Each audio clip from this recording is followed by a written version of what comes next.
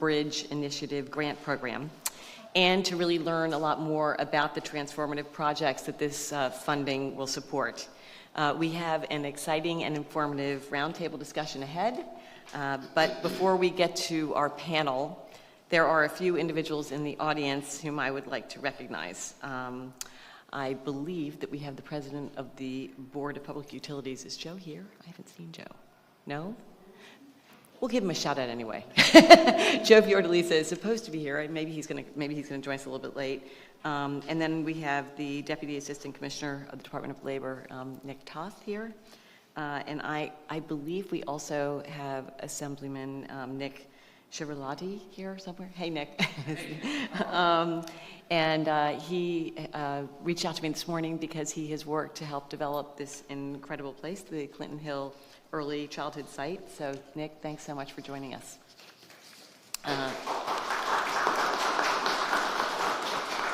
And to the rest of you, thank you all for being here today. Chairing the Council on the Green Economy has been one of the most important and consequential responsibilities of my time as First Lady. Together, the members of the Council engage deeply in conversations across a broad swath of stakeholders in labor, in industry, government, and advocacy spaces to understand and quantify the landscape of green jobs and the opportunity for inclusive growth in New Jersey's green economy. As a culmination of the first phase of our work together, we were tasked with delivering a strategic roadmap to define a clear pathway for green job creation, development of workforce capacity, and support for an innovation ecosystem.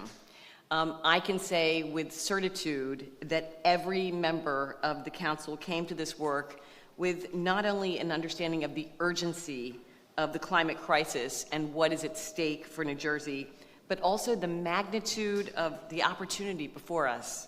The opportunity to leverage the bold climate action we have taken under the governor's leadership, considerable new investments in green technology and infrastructure, and the strength and readiness of our workforce to fulfill high-quality green jobs that help families thrive. The awards we are announcing today will catalyze and support successful models for increasing opportunity, particularly for communities like this one, vibrant neighborhoods on the front lines of our climate crisis. I am thrilled to see everything that has already begun to grow from the work on the Council on the Green Economy, including these exciting projects.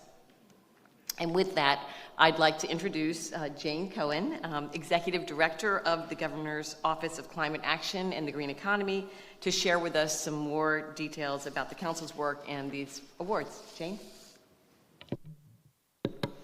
Thank you, First Lady. Good morning, everyone. I'm gonna see if I can get the same reaction the First Lady got. Good morning, everyone. Yes. I'm happy to have that excited reaction. As the Executive Director of the New Jersey Council on the Green Economy, I am just absolutely thrilled to be here today for this event. So first of all, I want to thank the Clinton Hill Early Childhood Education Center for hosting us.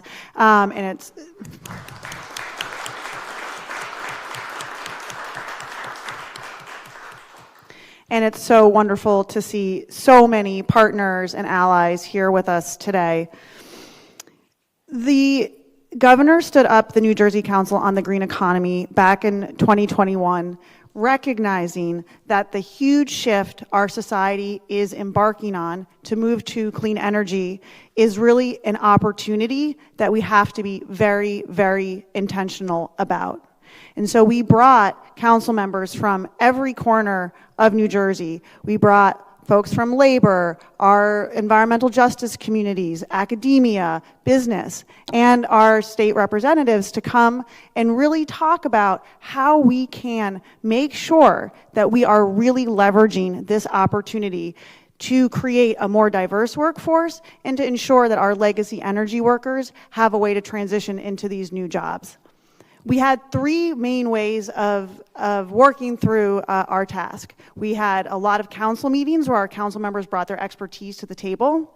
We did over 100 stakeholder interviews, so really trying to talk to pretty much everybody that we thought would be impacted and will be impacted by this major change.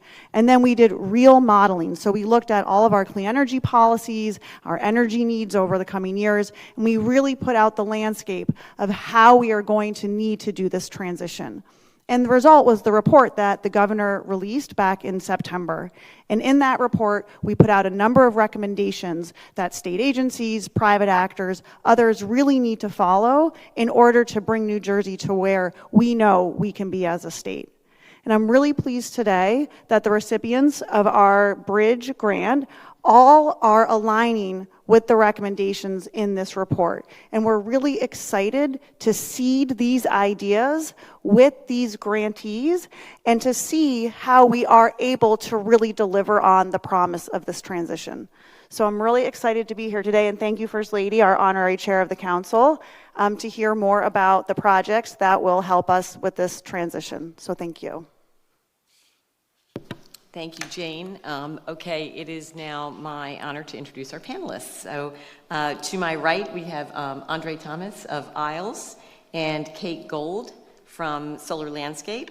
To my left, we have none other than Kim Gaddy. I think a few of you might know Kim.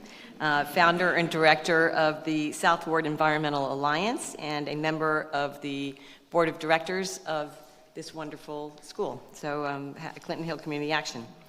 We have Robert Smith, Executive Director of the Eastern Atlantic States Carpenters Technical College, and Dr. Brendan Rickards, Vice President of Academic Services at Rowan College of South Jersey. So let's get started, and my first question is for all of you. I wonder if you wouldn't please describe the services or programs that this funding will support and how your work to expand opportunities for people to enter the green workforce and climb the green career ladder. How does it impact that? And Kate, why don't we start with you? Hi everyone, I'm Kate Gold from Solar Landscape. Just to answer the question, I guess, we're so grateful to be part of this conversation. It's so important. Being at a school means a lot to us too. This is the future. I have 2 young children. Like, this is really exciting to be talking about this. I think that the grant money for us is so important. We just want to be able to expand this. We want to get ahead of these jobs and make sure that we're doing everything we can for the readiness of the green economy. So I think the expansion of our program, making sure that we are hitting the communities that need it the most, that are on the front lines of climate change, would be the most impactful and what we kind of plan to focus on. Thank you. Andre? Yes, I just want to first personally thank you, First Lady, and the Governor's Office for making this investment. I recall you visiting Isles a few months ago, and we talked about doing this, and a couple of the guys that came to that meeting are now working, and I just want to say thank you because you not only talked about it, but you made the investment, so I just want to personally thank you. Our project fills many of the gaps in the employment system, provides support for long-term employment for new workers. We meet them where they are. We try to assess their skills, their technical skills, but also look to see what their life skills are, any other supports that they may need. Then we want to be supportive of those things. Things like transportation, setting up future financial success. We're able to do those things by helping them clean up their debts and make a budget and goals for purchasing a new vehicle and or home. Part of providing opportunities is not only preparing a great workforce, but also helping employers so they are able to hire those workers.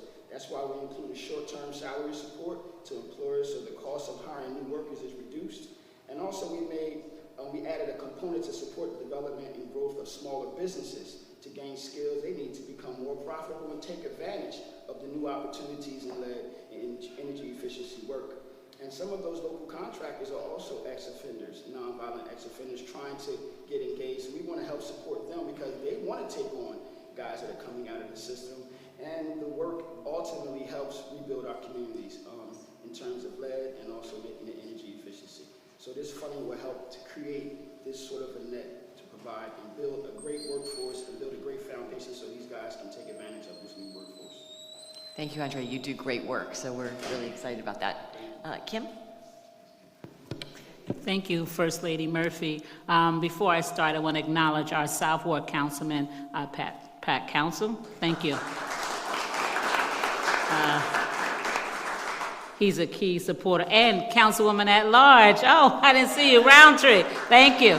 They are both supporters of our environmental agenda here in the city of Newark.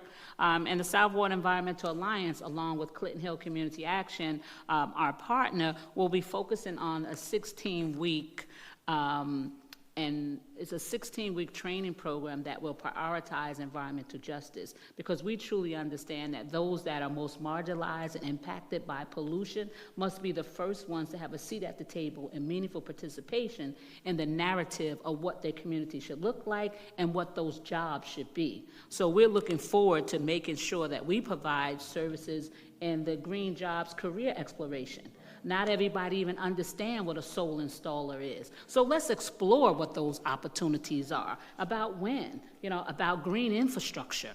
And then what is also crucially important is leadership development.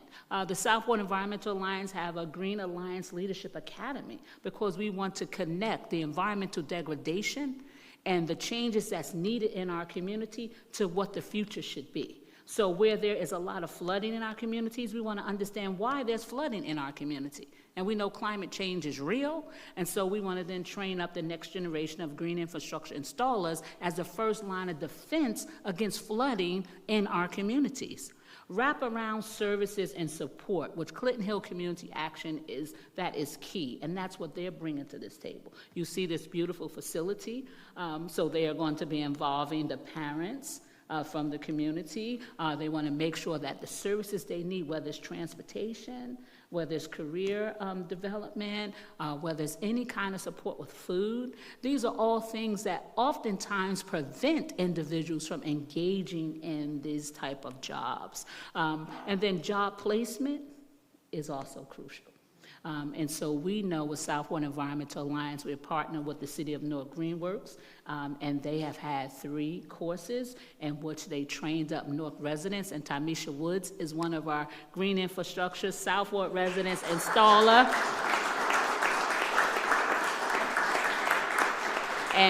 And we need more of individuals like Tamisha to work with Newark Dig. I see Nicole Miller's in the audience, because this helps us to employ our residents and to do the work in our immediate community. And that's just a snapshot.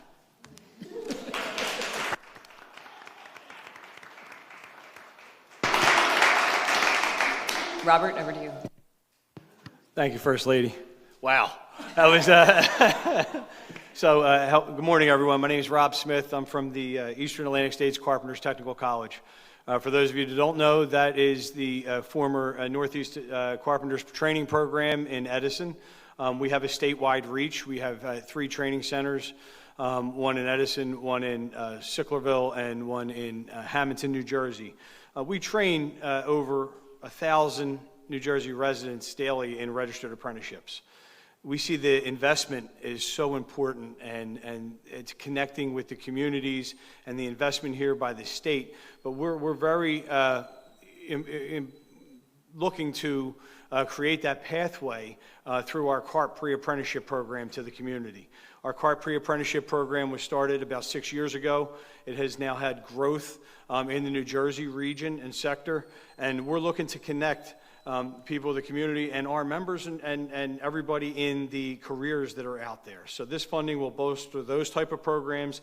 It'll also bolster some equipment and technology. And what Ms. Gaddy brought up was we're looking at how do you introduce somebody to an offshore wind career? How do you introduce somebody to that solar career, or what's going to be expected and what those job responsibilities are? To connect with this, I have 2 younger boys as well, and I know virtual reality is very popular, and we're seeing that as a way of increasing scalability and introducing in a safe environment what the actual skills that will be required and needed. So we're honored to be here today, and thank you.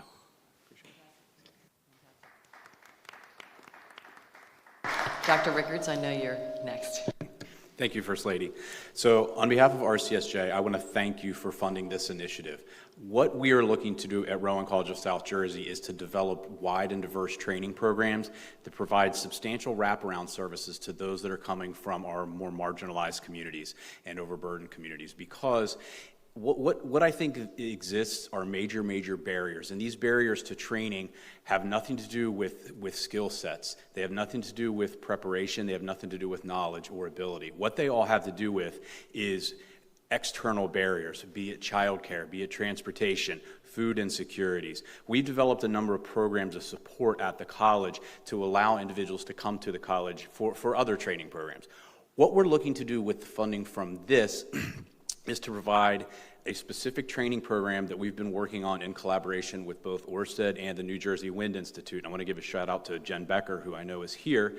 We've been working to develop an intensive training program for residents of New Jersey to get them trained directly in the wind industry so that they actually do know, just like my colleague mentioned here, what they're going to be doing. And not only what are they going to be doing, how are they going to be doing this? So we're going to use the funding for this to support individuals to go through this training program to get them directly onto the new wind turbines as they're developed. Now, as I mentioned, kind of the training that we're going to be providing, really what this is going to allow will be the support services. It's not necessarily the training. We can do that at the college because we have the funding, we have the ability, and we've developed the programming. But this funding is specifically for the citizens. It's going to go right back to the individuals that are being trained there such that they can go through this workforce training program with paid stipends to allow them to be ready to enter into the workforce in 2024 as we move forward. So we're looking to do this both in the wind industry as well as in the water industry as we develop these programs. Thank you. I think you can all see the breadth and depth that these are going to have a lot of impact, so thank you so much, each of you. For the next question, I want to go back to Kate one more time. Kate, Solar Landscape has a model that you have deployed in many states, and I'm wondering if you could share with us some of the best practices and perhaps give us an example as to how that's going to develop here in New Jersey.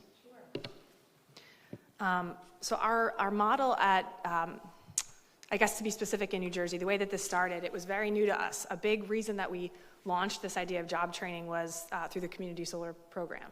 That was initiated by the Board of Public Utilities and Governor Murphy, and it's been so successful. It's given us the chance to offer solar to underprivileged communities at a very low, at a discount. So I think that what was really specific to us was making sure that we were getting into these communities and making an impact quickly through schools and through partnerships. One of the things that we're most excited about, and I think you mentioned transportation, we have a new pilot program that we're launching with Lyft.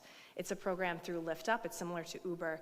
We're about to initiate a 6-month pilot where we're actually offering rideshare codes to residents. So we're most excited about that.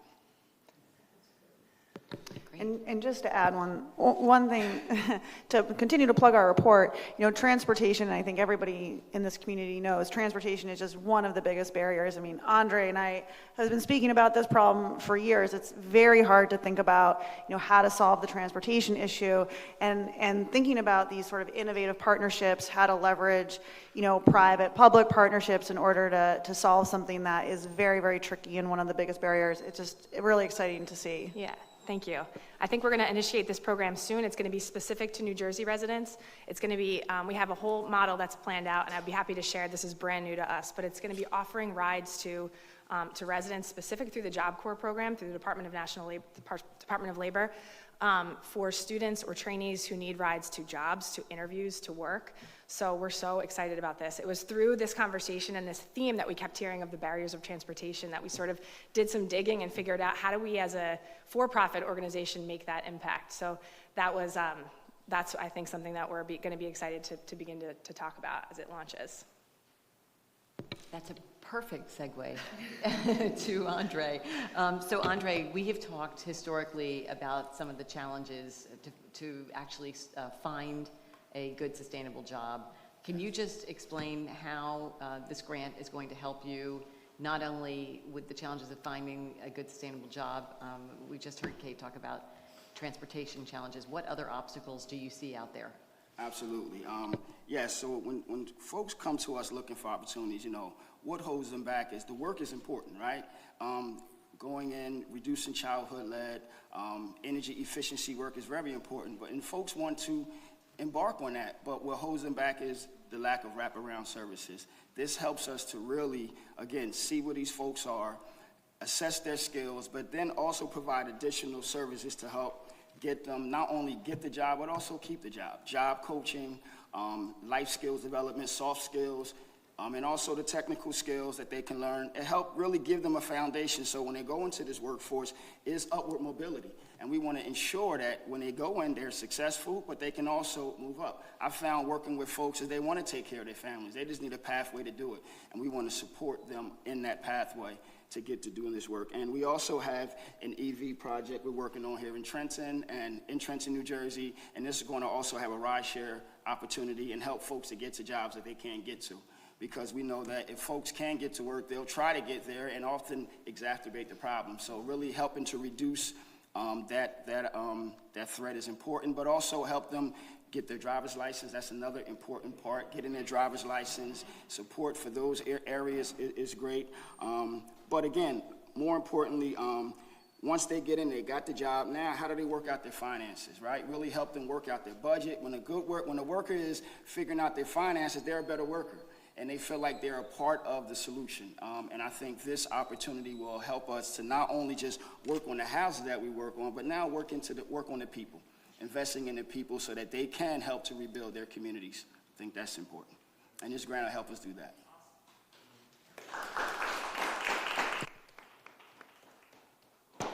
Thank you. So Dr. Rickards, I'm going to turn your direction now. Offshore wind is clearly something that's growing around the world, and I'm wondering what you're seeing in terms of an uptick in interest. How do we communicate with students to make sure they know what the opportunities are, and what can we do to further get the word out about all of the tremendous jobs of the future in that space? So I'll start first with the uptick in interest. So, you know, we are seeing at the college a number of individuals that are coming and looking at what opportunities are. We actually house an open house event where people come and look at new programs, and we had our first one the middle of last week. As part of that open house event, we had a big presentation that we put forth on the offshore wind and the emerging industry there. And we did use some of the virtual reality, and we had individuals that would literally sit on there for 5 to 10 to 20 minutes, and the virtual reality gives you the simulation of what it's like to be literally 800 feet above the sea, working hands-on. And interesting enough, there were some adults that were involved in that, but there were a lot more younger individuals. And I think the younger individuals are where the next phase of recruitment is. So the interest level that we saw was very, very, very high.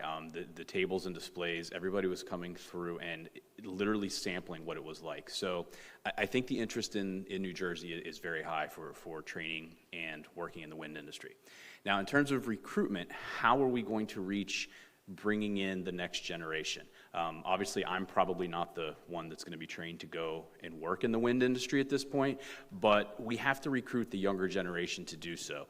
And the way to get them is through one thing we already just mentioned, is experiences with virtual reality. I think that it feeds on the video game, the TikTok. They can get the quick little experiences. So when I think we look at recruitment, traditional recruitment and just saying, well, here's the job, here's what you're going to do, that's not going to work with this generation, because the attention span, they want to see things fast, they want to experience things fast. So I think it's going to be getting things out on social media, showing examples of what the work is, giving short videos on what's the day in the life of somebody working in the energy sector or in the wind energy. And the way to reach those is through Instagram, through TikTok, through all of your social media channels. And that's how I see us kind of recruiting and building the workforce of tomorrow. And then the last thing that I'll mention in terms of recruitment and building that workforce is we have to be there to support all of the wraparound services directly with the recruitment. So they need to know what are the jobs, what's the training for those jobs, and what's going to be my pay, how is this going to support my family. So I think building all of those things into the recruitment strategies and putting them through social media for recruitment is going to be critical. Great. Well, with 140 miles of shoreline, I think we can offer a lot for the future of New Jersey in this space. Kim, I'm going to switch over to you. I would love to, obviously employment is incredibly important, but there are other pieces to this puzzle, and I wonder if you can expand on Clinton Hill's vision and how you kind of take a more holistic approach to serving the families of this community. Sure. One of the things that Clinton Hill Community Action prioritizes healthy neighborhoods, healthy schools, healthy communities, right? Because we all know that just by increasing your income is not going to resolve all the problems, right? And so the economic stability means more stable quality housing, more robust economic corridors, and more accessibility to healthy, nutritious foods. That's very important when you have food deserts in communities. Also, Clinton Hill Community Action understands that they're working to develop more affordable housing because that is key. We know in the city of Newark, we have about a 72 to 74% rental, and not a lot of individuals own the homes. And so we want to stabilize the neighborhoods and communities within the 3 neighborhoods of the South Ward. So that home ownership piece, that home repair, we heard conversations what ours is doing with lead in the homes, poor air quality in the homes. 1 out of 4 children in the city of Newark has asthma, so the air quality is crucial. So we have to make sure that we are providing these kind of services and opportunities to the residents. And then the business improvement districts. We have corridors in our South Ward that need to be improved, and they can be improved with green micro businesses, right, that will employ the residents. If you employ residents, you build up the neighborhoods, you keep the money within the community. So that is very, very key. And we want true empowerment, but we also know that generational wealth is key. And a lot of the homeowners, the senior citizens, can't afford to maintain their homes. They want to pass them on to their grandchildren and great-grandchildren. And so we want to provide those services so that our community can be healthy, vibrant, and thriving with green jobs and a thriving economy. That's what we want to say.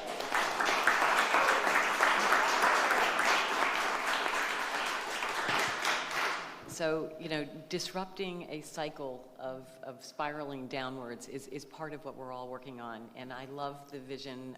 I actually was really enjoying, as you were talking about families, there were some children out there who were screaming, and I was thinking that's exactly what we're here for. So, thank you for that. Robert, next question is for you. I wonder if you can talk specifically about offshore wind and how your members are not only viewing that, but what obstacles you are seeing as you go along. Thank you. So currently the opportunities that are out there is kind of new to our members, just on based on the actual work skills that are going to be required. And what's the ask? So are they going to be working offshore for how long? They're going to be leaving their families for an extended period of time, and those type of things. So looking at that, currently right now we have real-time jobs going on at the New Jersey Windport in Salem, New Jersey. We have jobs going on in the EEW Monopile facility in Paulsboro. So we're connecting our CART program through pre-apprenticeship programs to those positions. It's getting the information to those students that, right now they're working onshore preparing those foundations and those actual jobs with those contractors. But it's also the prospect of maybe you have to go out and maintain those and install and then maintain over the length of the project overall and what we're doing. So that seems to be the biggest need, is the education piece to what the maintenance looks like and the operations and maintenance looks like, for what we're doing. Are your members enthusiastic about this space? I'm sorry? Are they enthusiastic about this space? Absolutely, yeah, they're ecstatic. I mean, there's a buzz and an excitement right now throughout our industry, and the carpenters are more than just carpenters. We have all different trades. So those trades, to have the emerging industries you see, with the refineries and power plants of the world, and now this coming up and doing its part for the global warming crisis, we think is very important, and they're very excited. Fantastic. Okay, perfect. So next question is for all of you, really. I just wonder, as we continue to make strategic investments in the green economy, I'm wondering if, how we can identify other organizations like yours with whom we can work, and also get the word out about the opportunities that, we are creating here and now. And I'm also, I guess the other thing I would ask is, if you have other ideas about other investments that we could make in terms of jump-starting this entire economy. So it's a free-for-all. Who would like to go first? Anyone want to jump in? Kim, 'cause she's Okay, Andre, let's go.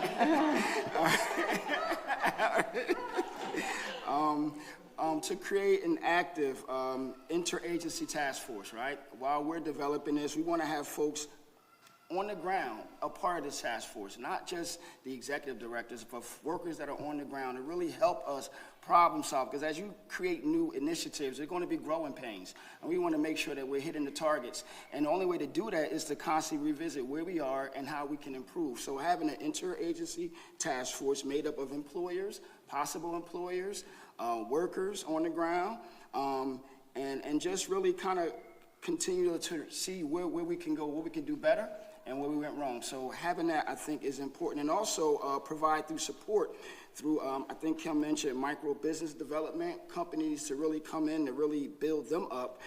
We have a component that does that through partnership with Union County Economic Development Corporation. But a much more robust and well-funded and wide-ranging program should be generated by wind power, geothermal, and community solar needs that needs a lot more high-quality contractors. So we want to engage those guys as well. And as we're developing the workforce in the entry level, they have something that they can work towards if we develop the high-quality training as well. Thanks, Andre. Just to follow up there, in terms of this question of recruitment and getting people excited about this work, I mean, ISLES really works in the community. Can you just tell us a little bit about how that recruitment really happens and how you're able to kind of talk about this exciting opportunity and things that, you know, we've talked about wraparound services, but sort of other initiatives that could really help kind of recruit and retain that workforce that you're working with? Sure. Well, I have to just say, me, myself, I'm an example of ISLES making an investment with a guy like me who was formerly incarcerated and trying to figure out a way to feed my family. And so when guys come see me, I don't look at their current situation. I look at what's possible for those guys and ladies, not to, but anyone trying to get into this workforce, looking at where they are and what we need to put in place. And I think it doesn't just stop there with folks that are coming out of the system. I have folks that come to me that never been in the system but still need this assistance, because I realize that there's many prisons out there, proverbial prisons, right? Prisons of bad habits. Life happens, and guys just looking for a way to get back on track. We can help those individuals as well. So we have different categories, different needs that we want to definitely support. Over the years, it's proven good. Really helping develop the contractor, the individual, to work on areas in their community that need help, like in childhood lead poisoning, energy efficiency. So over the years, it's been proving good, and we have a position in the community. Folks look for us for direction, and we want this is going to really support us to really expand our reach and provide the necessary services to make them successful.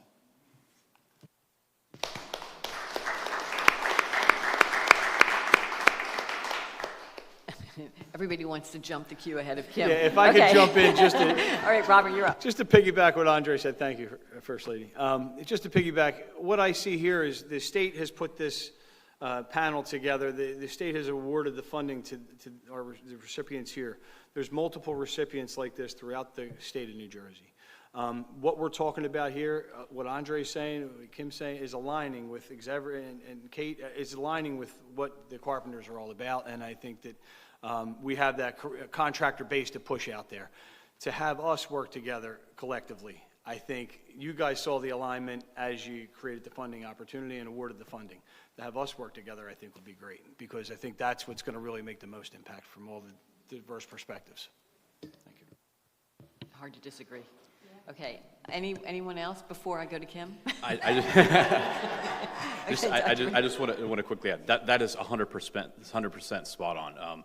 We have to go to where the people are and go to the people that know. And by the people that know, it's not the executive directors. It's not the presidents or the vice presidents at the level. It's the people doing the hands-on work. And so I think the only way for us to learn and to be able to support is to learn from those individuals that are in that industry. And we have to look as a state as these new initiatives and these new programs and new jobs start to develop. What is that whole talent pipeline, and what are all of those jobs? Because when you look at for example, I'll slant towards the offshore wind industry. It's not just setting up windmills and building them and maintaining them. It's maritime work. It's how do you get people out there? It's transportation. It's energy. It's it's lubrication work on ball bearings. I mean, the biggest things that break out there are the ball bearings, from what I understand. So it's not just one or two careers, it's the whole pathway. And we won't know those unless we talk to the people with the boots on the ground. So I think the biggest thing that we need to do as a state is to understand all of these emerging industries, whether it's water, wind, solar, whatever it is, and what is the whole gamut of all of those job opportunities. And I think we have to work with our industry partners and not the heads of those industry partners, those that are actually doing the work, to bring those opportunities to the state and into these communities. Because the proverbial prison, that's exactly the biggest problem and the biggest barrier that people have. They lock themselves into that, and we got to show them the ways out. Fantastic. Kate? You're all saying such amazing, perfect things. I'll just kind of add, I think that's completely true. And our program launched about 3 years ago, and it was a trial. We didn't have a blueprint. We were figuring out, like, where do we get started? And where we got started was truly getting in as far as we can to the actual community members and what they truly need. And that's very different for every community and for every organization. What has worked for us, I think, is making sure that we're having those conversations and understanding the specific needs and then being able to provide whatever's necessary to those community members. Whether it's, for us, it was installation training, so we're training on installers to be a solar installer, which is where a lot of these jobs are as a result of for us, it's the community solar program. It's a quick deployment. Like, it's not that hard to put solar on roofs, so we kind of figured out that we were able to do a training quickly, and that's been effective. It doesn't take a lot, but it's making sure that we have the resources. So we're so grateful for this, because for us, it's going to be enhancing our trainers, just expanding it. So that's really exciting. And I just also wanted to kind of plug a little bit for education, because that's another huge thing. And I'm a former educator, and I think getting involved in the schools, we did a program, Todd's in the back and one of my colleagues, where we called it Train the Trainer. And we were going to these vocational programs and actually training their teachers on how to bring this back to their students. And that was really successful. We spent the summer doing that. And I think that's another thing that's really important, is making sure that we're getting into vocational schools, high schools, and just letting them know that this is where the jobs are. You're in a beautiful, perfect state for this. So I think that's another thing, is just making sure that we're getting to the students early. Kim, I have to jump in for 1 second. I just have to say, I could not agree with you more on the education piece, and I'm really excited. If you don't already know this, you must know New Jersey is the only state in the United States that has incorporated climate change education in the K-12 curriculum.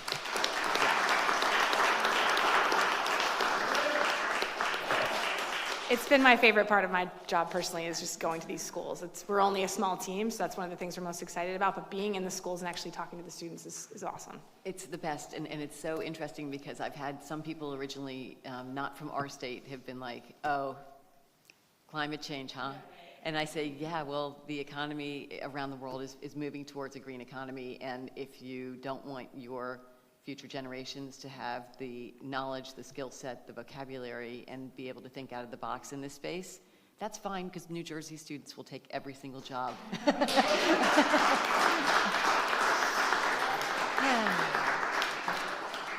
And with that, the long awaited for, Kim. Thank you. And one of the things that I want to add is the pre-apprenticeship. That the relationship and building a solid relationship with the local labor unions in our communities, because that's problematic. We want solar cells, not jail cells, right? That's what we want. We want a bright future for our community members. But oftentimes, we don't have that relationship with the unions that we need. And so that is a key piece, and we talked about it, and I think New Jersey is really ready now to forge and really establish that relationship so that we can help our residents become members of these unions as well. And then one of the things that I want to add that we haven't talked about is the policy changes. Right? We have to make sure that we have policy changes that include the establishments of an office for emerging green jobs. That's why I'm so glad my councilman is here and my councilwoman, because it's important that we codify municipal operations, right? So that we can really do the work that we say we want to do. We need to know that our engineering department, our water department, is going to develop in our city along the lines of these emerging green jobs for our economy. And so if we can make sure that that is prioritized, then we can optimize the jobs in the future for our, residents and youngsters. And then I want to also say education. We have to start early, letting our youth understand. And that's why we're here in this early childhood center, right? They need to be starting right now to be exposed to what this future is with renewable energy. Wind and solar is so key. We want to make sure that our communities, like I said, that is impacted by cumulative impacts of pollution, that is not our future. It was our past. But as we begin to move forward, we want to make sure that we are changing those dynamics. And so this is, a 20-year fight for me. So I'm thankful to you, First Lady Murphy, for helping us be a part of the future of what New Jersey is going to be, because we're Southward proud and we're Southward strong.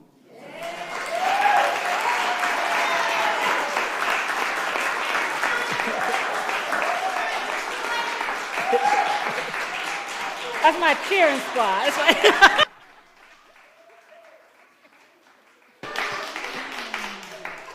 The rest of this panel is going to have to wise up to this next time you're invited to be on a panel. So listen, you just gave me the perfect segue to the last question that I have, and that is, could any of you expand on any specific policy recommendations that you might have that will allow us to, improve opportunity in the green job sector?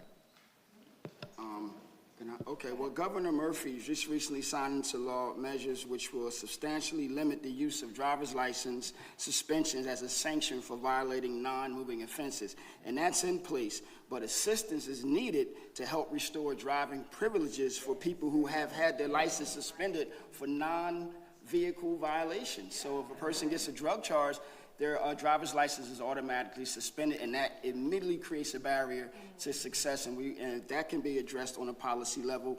And Kim had mentioned green infrastructure, and I know what drives green infrastructure is regulations.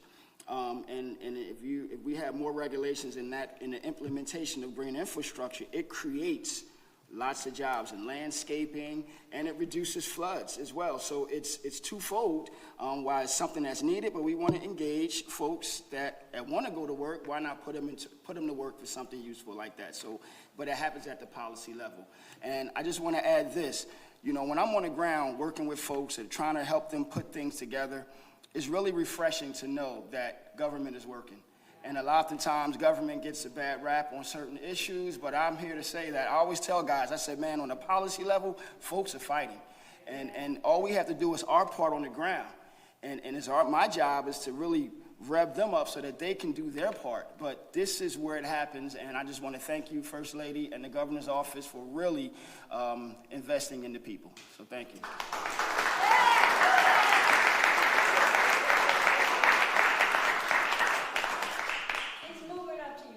I'm trying. She's motivated. Okay, Andre, I appreciate that, and I know you're absolutely right. We get in there every day and fight, and I know, speaking for myself, for Jane, and for my husband and everybody in the administration, it's really gratifying when things start panning out. So it's great that we're able to be here today. Kate, anything you want to add in policy? Yes, I would love to add that I think from a policy level, the community solar program has been so successful. We're so lucky in New Jersey, like the way that it's been written and the way that it's been executed. Hey, Kate, can you just explain quickly what community solar is? I guess I say it so often that I assume everybody understands it. Community solar is a really simple concept. Essentially, especially in New Jersey, we're taking these large industrial rooftops, warehouse spaces, if you picture like a distribution center, and covering them with panels. So that, and you don't see them right now. There's the first one that was executed in New Jersey was in Perth Amboy. It's not that far from here. They're like the size of multiple football fields. They cover the roof. That energy is then delivered into the grid, and anyone can have the access to clean air. So if you live in a complex where you don't have your own roof, if you're in an apartment or a condo or an elderly community, you can just subscribe to that energy. It's so simple, and it's I think something that is probably should be the future. So New Jersey has done such a good job with this program. We have, I think in the last round, there was, I believe, 150 megawatts that were selected for our state. So I would say just keep expanding that. Other states are paying attention. I think California just wrote a very similar program. I can name several other states that are doing the same thing. So it's working, and I think that the fact that workforce development has been a requirement for the community solar program has been super important. I say to people all the time, like, the fact that we're requiring something that's so community involved is really beautiful, and it's working. So that would be my plug, is hopefully we keep expanding that program.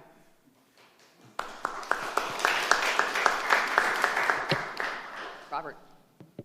Thank you. On policy, just any federal or state policy that can be enacted to protect the American jobs offshore. That's a big concern for the citizens of the United States, citizens of New Jersey as well. Any federal or state policy stating that the offshore green jobs require any foreign-based developer or manufacturer the roadmap to training with United States registered training providers or New Jersey registered apprenticeship programs, that we can connect the pipeline from communities here in the South Ward versus other communities throughout the state of New Jersey, that those jobs are actually connected to responsible training, responsible contractors. And I think that kind of legislation really helps create that whole pipeline through. Thank you. Okay, Dr. Rickards. I had a very similar view on this.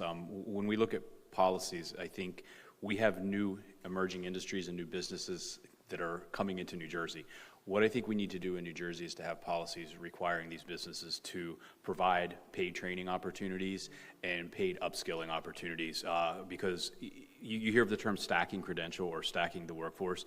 People can enter in at the lowest level, but if they want to have upward mobility, if the industries aren't required to provide training and paid training for these individuals, they're going to be stuck in those jobs that may not get them to the prevailing life wages. So what I think we need to do as a state on a policy perspective is to require these businesses that are coming in here to provide funding and provide wraparound support services to train individuals, whether it's pre-apprenticeship, whether it's the lowest level of workers that enter into the companies at that time. They need to provide and be required to provide the training and wraparound services that are paid and compensated at a fair rate so that people can make that prevailing wage and climb that ladder all the way up through the industries.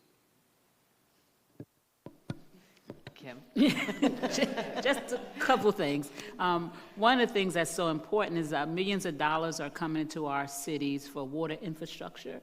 With the long-term control plans, there's a requirement for green infrastructure. So there should be some policies that the water departments partner with the community-based organizations so that as we train them up to become green infrastructure installers, they are then employed on those projects within the municipalities.